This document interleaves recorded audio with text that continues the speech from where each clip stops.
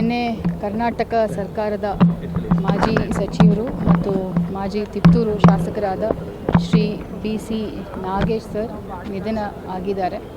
ಅವರು ಆತ್ಮಕ್ಕೆ ಶಾಂತಿ ಸಿಗಬೇಕು ಅಂತ ವೈಯಕ್ತಿಕವಾಗಿ ಮತ್ತು ಜಿಲ್ಲಾಡಳಿತ ಪರವಾಗಿ ನಾನು ದೇವರಲ್ಲಿ ಪ್ರಾರ್ಥನೆ ಮಾಡ್ತಾ ಇದ್ದೀನಿ. ಅದೇ ರೀತಿಯಲ್ಲಿ ಅವರು ಫ್ಯಾಮಿಲಿ ಅವರು ಕೂಡ ಈ ಒಂದು ಲಾಸನ್ನು ಬೇರ್ ಮಾಡಲಿಕ್ಕೆ ಸ್ಟ್ರೆಂತ್ ಕೊಡಬೇಕು ಅಂತ ಪ್ರಾರ್ಥನೆ ಮಾಡ್ತಾ ಇದ್ದೀನಿ.